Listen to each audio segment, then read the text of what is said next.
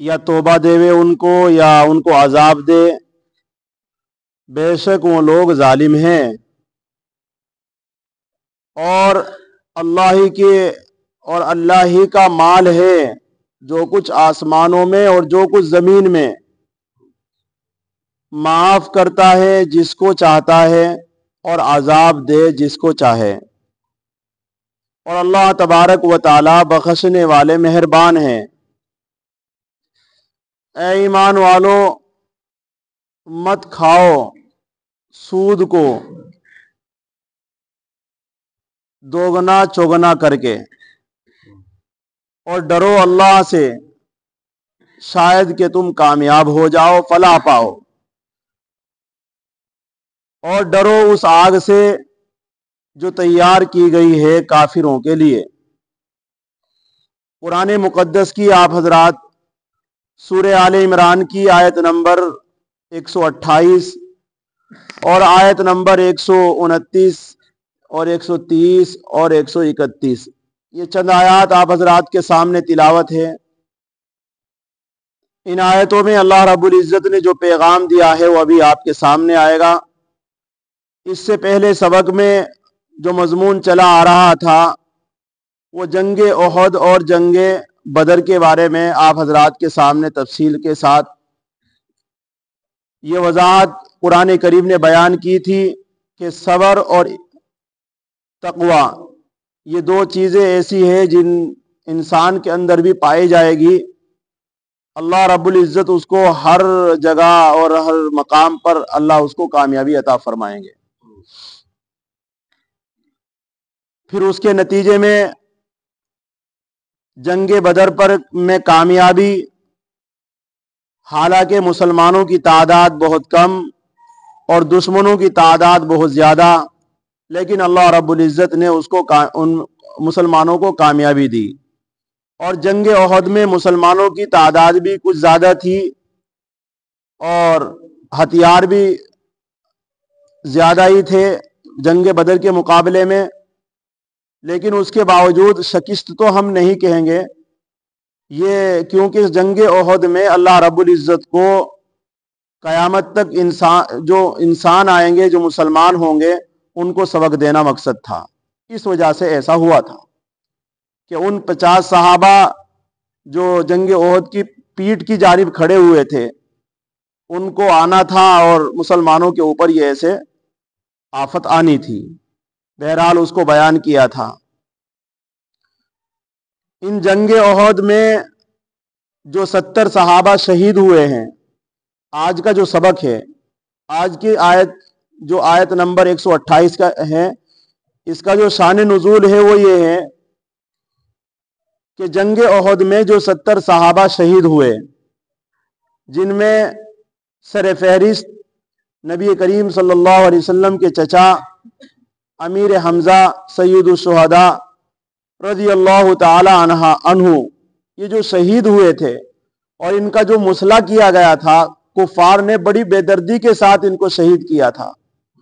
ان کے کان اور ناک کاٹ کر کے اور سینہ کو چیر کر کے، جگر نکال کر کے، دل نکال کر کے ہندا نے جو چبایا تھا، یعنی بہت بے دردی کے ساتھ اور بہت وحشیانہ طریقے سے نبی کریم صلی اللہ علیہ وسلم کے چچا کو شہید کیا تھا۔ اس کے علاوہ بھی صحابہ کی بہت بری حالت تھی، 70 صحابہ شہید ہوئے۔ اس جنگ میں نبی کریم صلی اللہ علیہ وسلم کے دندان مبارک بھی شہید ہوئے ہیں، ایک یا دو، زیادہ تو نہیں ہے۔ اور جو زیرہ پہن رکھی تھی اس کی خود بھی آپ کے جبڑے میں گھس گئی تھی، جس کی وجہ سے خون نکلا تھا اور بڑی تکلیف تھی، اور نبی کریم صلی اللہ علیہ وسلم اس تکلیف کی تاب نہ لا کر بے ہوش ہو گئے اور گر گئے، اور کفاروں نے ہلہ مچا دیا کہ آپ محمد صلی اللہ علیہ وسلم کو ہم نے قتل کر دیا، ختم ہو گئے۔ لیکن اللہ کے نبی صلی اللہ علیہ وسلم کو تھوڑی دیر کے بعد جب ہوش آیا تو صحابہ سے فرمایا، صحابہ کو بلایا۔ آپ صلی اللہ علیہ وسلم کے جب ہوش آنے سے صحابہ کو جو ہے بڑی تسلی ملی، اور سب کے سب صحابہ آپ صلی اللہ علیہ وسلم کے ارد گرد جمع ہو گئے۔ نبی کریم صلی اللہ علیہ وسلم نے جیسے ہی ہوش میں آئے تو اس وقت جو کلمات کہے تھے وہ اللہ رب العزت کو پسند نہیں آئے. نبی کریم صلی اللہ علیہ وسلم نے اس وقت یہ کہا تھا کہ اس قوم کو کیسے فلاح مل سکتی ہے جو اپنے نبی کے ساتھ ایسے ظلم کر رہے ہوں. حالانکہ آپ صلی اللہ علیہ وسلم کی بات ٹھیک تھی، ظلم تو ظلم تھا، کیونکہ آپ صلی اللہ علیہ وسلم صرف اللہ کی طرف لوگوں کو دعوت دے رہے تھے. اس کے علاوہ کوئی زنا نہیں، کوئی چوری نہیں، کوئی ڈکیتی نہیں، کسی کو گالی نہیں، کوئی کسی طرح کا کوئی ظلم نہیں تھا. بس لوگوں کو اللہ کی طرف دعوت دے رہے تھے. اس دعوت کے نتیجے میں اتنے بڑی ظلم کے 70 صحابہ انسانوں کو شہید کر دیا، مسلمانوں کو شہید کر دیا بے دردی کے ساتھ، اور اللہ کے رسول صلی اللہ علیہ وسلم کو بھی تکلیف پہنچائی. تو جب یہ بات کہی، اور یہ بھی روایتوں میں ملتا ہے، بخاری شریف کی روایت میں، کہ نبی کریم صلی اللہ علیہ وسلم نے فجر کی نماز کے بعد جب قومے سے دوسری رکعت میں رکوع سے قوما کیا، یعنی سر اٹھایا، تو قنوت نازلہ پڑھی، اور قنوت نازلہ میں اللہ کے رسول صلی اللہ علیہ وسلم نے صفوان بن امیہ ان سب کے نام لے لے کر کے بد دعا کی، جنہوں نے وحشیانہ طریقے سے مسلمانوں کو شہید کیا تھا. تو اللہ رب العزت کو یہ بات بھی پسند نہیں آئی.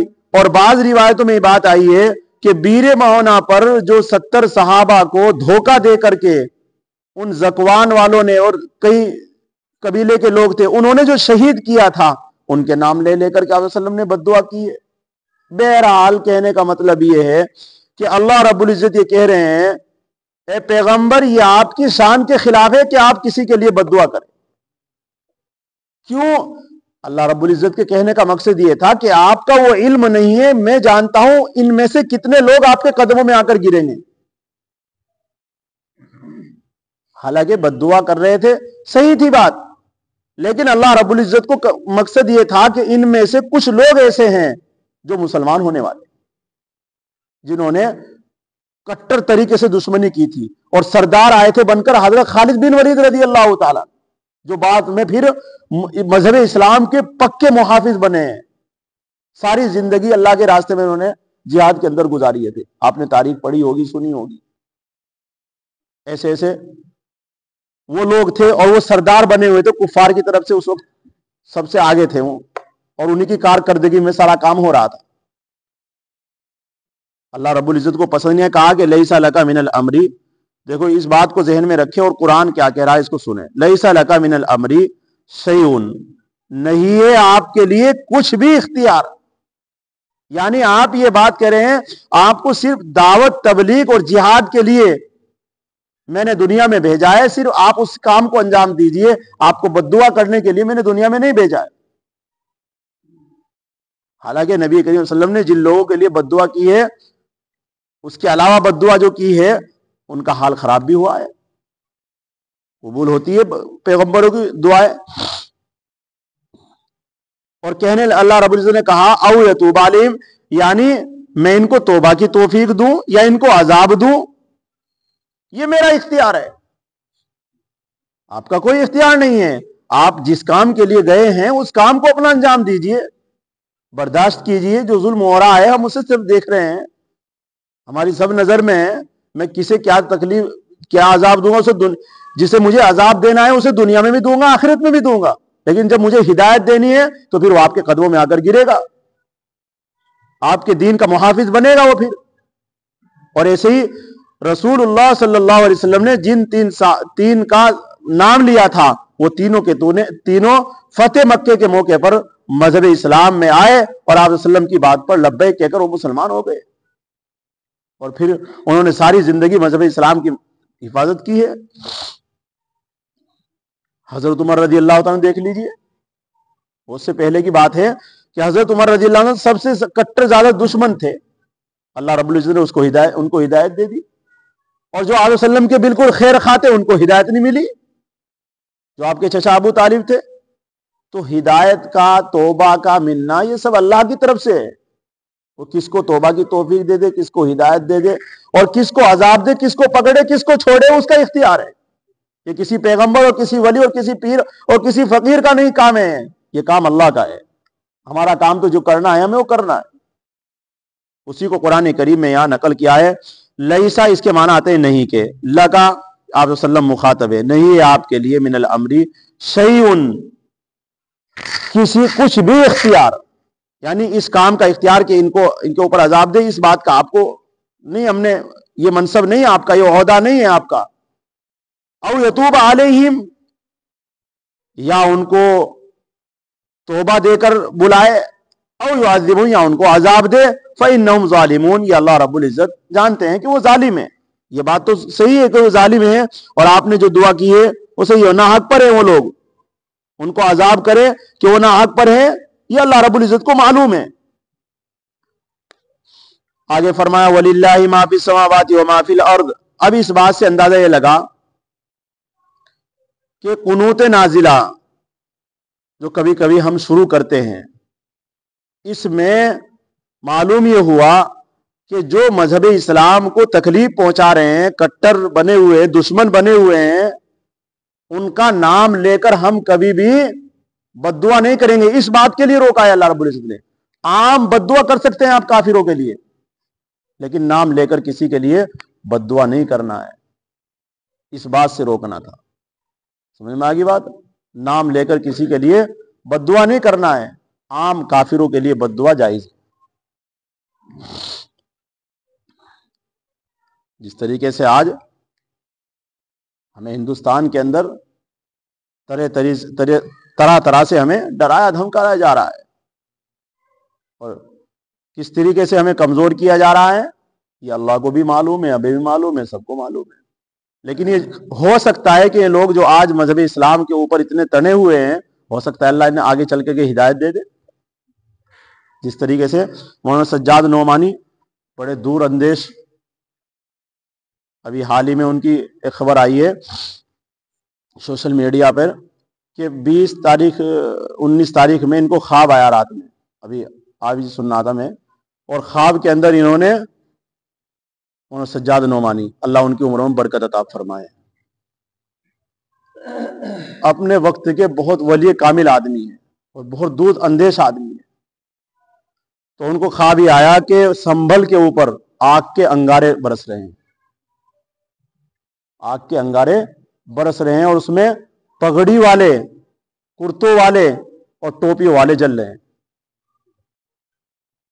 حضرت نے خواب دیکھا تھا، اور انہوں نے یہ بات کہی تھی میں آ رہا ہوں سنبھل، اپنا خود ہی کہا تھا کہ میں 2 دن کے لیے آ رہا ہوں وہاں سنبھل، کہ مجھے جو خواب نظر آیا ہے، تاکہ میرے پہ اور تو کچھ ہو نہیں سکتا. انہوں نے بتایا کہ میرے سے کچھ نہیں ہو سکتا ہے، صرف میں سمجھا سکتا ہوں کہ جو زنا ہو رہے ہیں، انہوں نے کہا کہ زنا کی علامت ہے جو آج اس طرح ہو رہا ہے وہاں، کہ زنا عام ہے وہاں پر، اس وجہ سے میں نے آگ کے انگارے برستے، اور وہی حال ہوا ہے. پھر آج کل آپ دیکھ رہے ہیں سوشل میڈیا پر خبروں میں کیا حال ہو رہا ہے.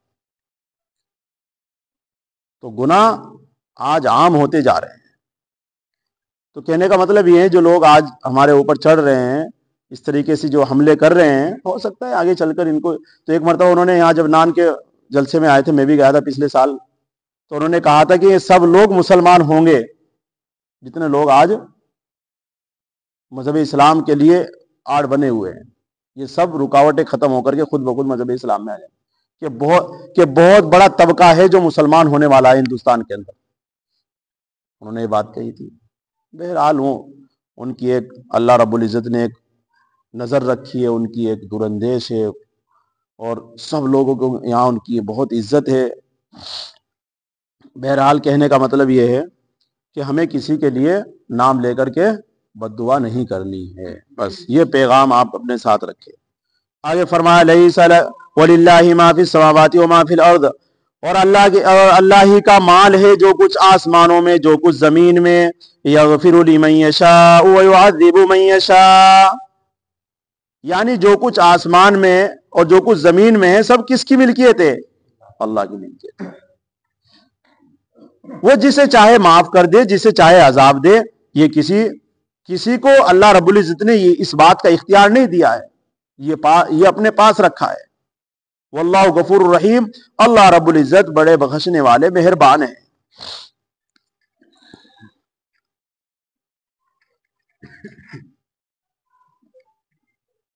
تمام زمین آسمان میں خدائے واحد کا اختیار چلتا ہے، سب اسی کی مملوک ہے، مخلوق ہے. وہ جس کو چاہے ایمان کی توفیق دے دے، جس کو چاہے بخش دے، جسے چاہے کفر دے کر سزا میں پکڑ لے، اس کا اختیار ہے.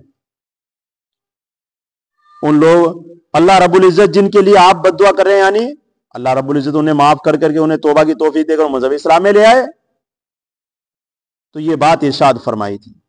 آگے فرمایا ایھا الذین آمنوا لا تأکلوا الربا اضعافا مضاعفا.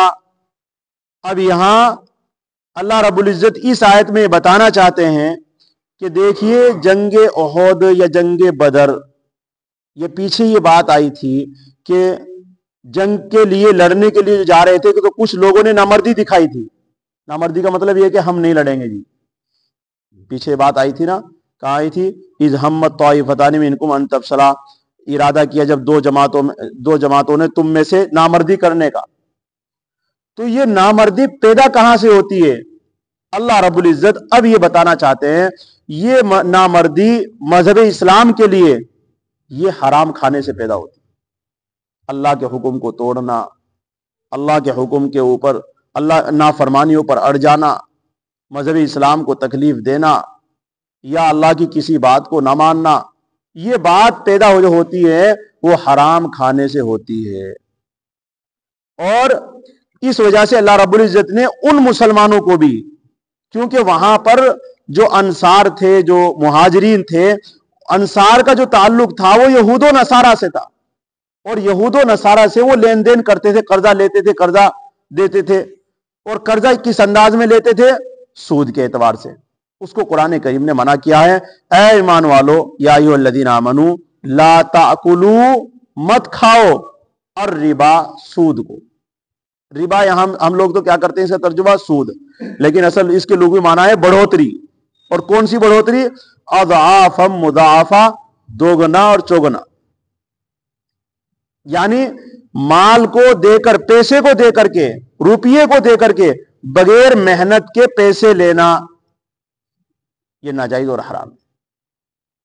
اس کی کچھ شکلیں ہیں جن میں بغیر محنت کے پیسے لینا جائز ہے. جس طریقے سے بے مضاربت ہے.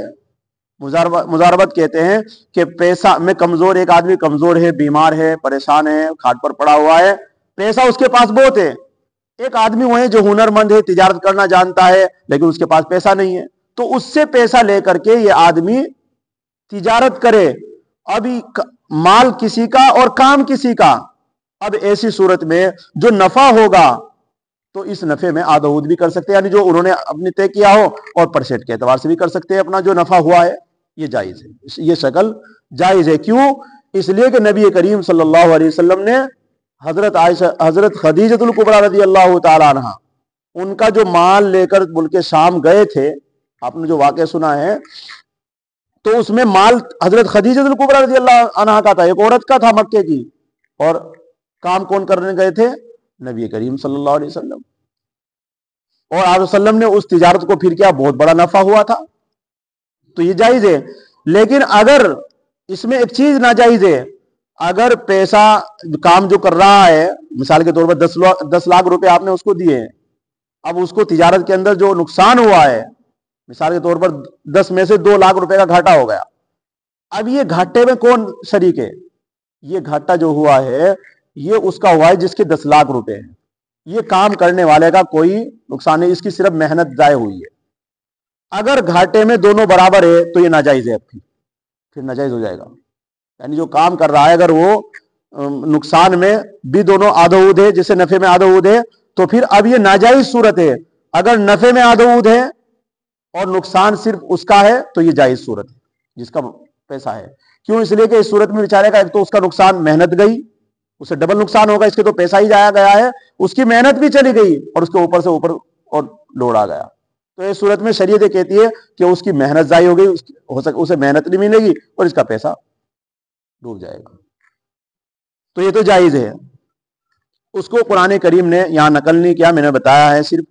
لیکن وہ صورت جو آپ کہ کہیں آپ نے بینک میں پیسے رکھ دیے، اور بینک میں پیسے رکھنے کے بعد اب جو سود آ رہا ہے، جو پیسہ بڑھ کر آ رہا ہے، یہ بغیر محنت کا پیسہ ہے، یہ ناجائز اور حرام. لیکن اگر ہاں ایک صورت اور ہے آپ نے 10 लाख रुपए का कोई मकान बनाया, मकान बना आलीशान, अब मकान बना करके आपने उसमें किराएदार छोड़ दिया, तो 5,000 10,000 रुपए जो किराया आ रहा है आपके पास, ये सूरत जायज है, ये सूरत, हालांकि आपने 10 लाख रुपए लगाए हैं लेकिन वो मकान की शक्ल में तब्दील हो गया है। अब आप तिजारत, अब आप उससे जो क्या ले रहे हैं, उसके जो रह रहा है उससे मुआवजा ले रहे हैं, तो ये चीज जायज है। उसको यहां कुरान में नकल नहीं किया, मैं तो इसलिए बता रहा हूं आपको कि कौन सी शक्ल जायज है कौन सी नाजायज है। लेकिन पैसे पर पैसा अगर आप ले रहे हैं या दे रहे हैं, ये दोनों ही चीजें नाजायज, दोनों चीजें नाजायज, चाहे आप दे रहे हो और चाहे आप ले रहे हो, चाहे वो कर्सी कार्ड हो या फाइनेंस हो या जिस तरीके से भी आप कहीं बैंक से उठा रहे हैं पैसा फिर वहां दे रहे हैं, ये भी नाजायज है। और सबसे बड़ा गुनाह है ना ये सूद का, जीना से शराब से बड़ा गुनाह सूद का। 1 रुपया, हदीस शरीफ में आया, 1 रुपया खा लेना कितना बड़ा गुनाह है, जैसे अपने माँ के साथ 26 मरतबा जिना कर लिया हो।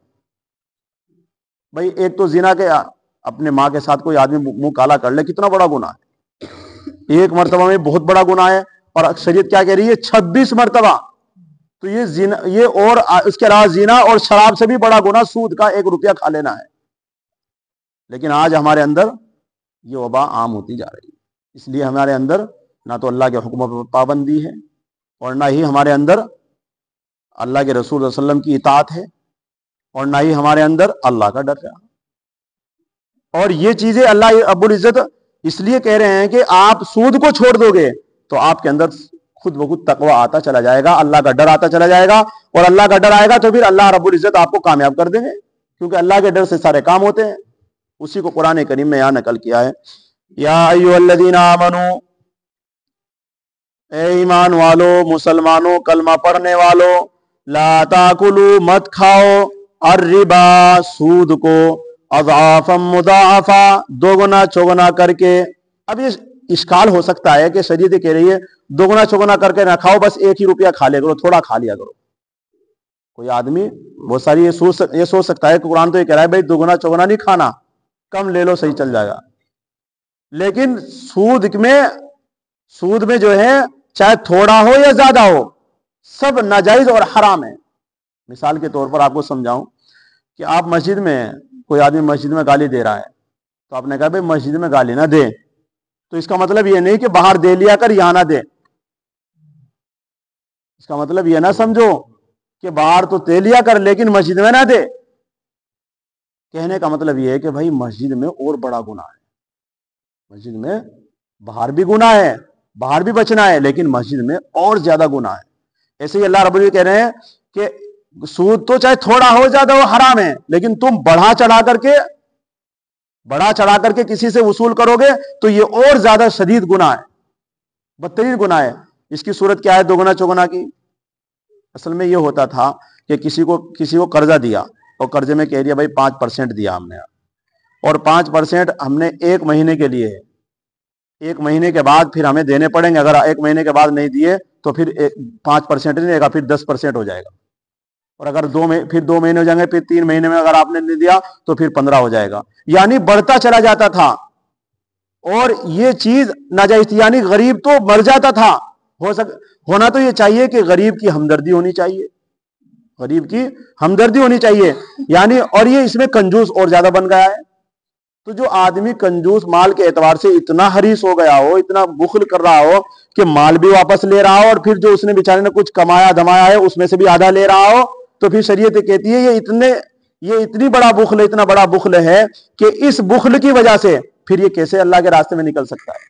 जब इसको माल से इतनी मोहब्बत हो जाएगी तो फिर ये कैसे जा सकता है अल्लाह के रास्ते में, और कैसे ये जान दे सकता है, और कैसे ये माल अल्लाह के रास्ते में लुटा सकता है? और होना चाहिए क्या? सखी होना चाहिए, क्योंकि अल्लाह रब्बुल इज्जत के रास्ते में जितना खर्च करोगे इतना ही आपको और अल्लाह रब्बुल इज्जत अता फरमाएंगे। तो इसलिए फरमाया अज़आफ़ मुदाफ़ा के दोगुना चौगुना करके मत खाओ, वत्तकुल्लाह, अल्लाह से डरो। अब इसका आ गया समझ में?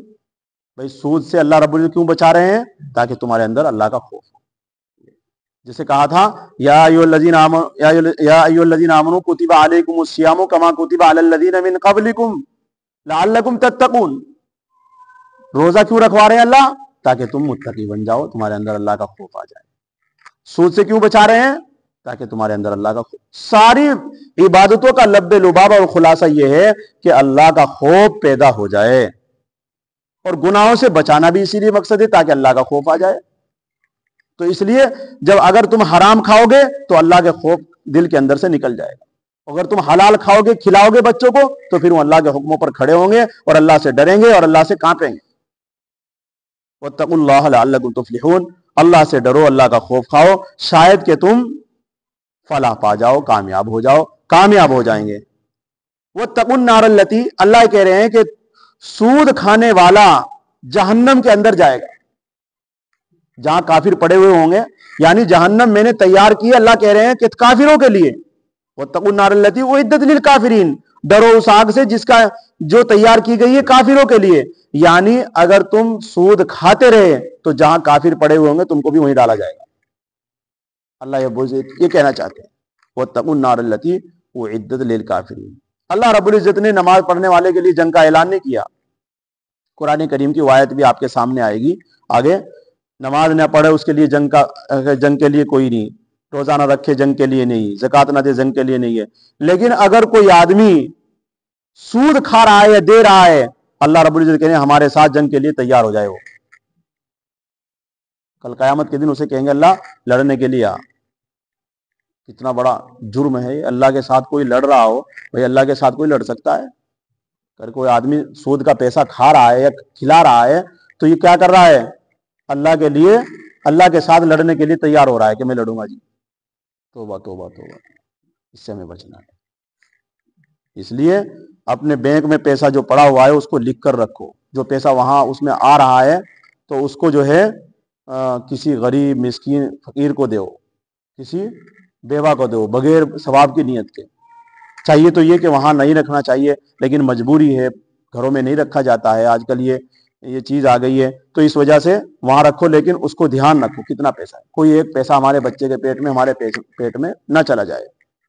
آج تو یہودیوں نے ہمارے اوپر جو اس طریقے سے کیا ہے، ہمیں جو قبضے میں کیا ہوا ہے یہودیوں نے، وہ صرف ان بینکوں کی وجہ سے ہی ہے۔ ان میں سود دے رہے ہیں وہ، اور سود ہمارے پیٹ میں جا رہا ہے، تو اس لیے آج ہمارے اندر یہ مسکنت ہونی چاہیے تھی ان کے اوپر، لیکن آج غربت اور مسکنت ہو گئی مسلمانوں کے اوپر، اور اس کی اصل وجہ کیا ہے؟ یہ بینک۔ اس لیے اللہ رب العزت ہم سب کو حرام سے بچائے، اور اللہ رب العزت ہمیں سب کو شریعت کا مستقل پابند بنائے، اور صبر اور تقوی اللہ تبارک و تعالی ہم سب کے اندر پیدا فرمائے۔ الحمدللہ رب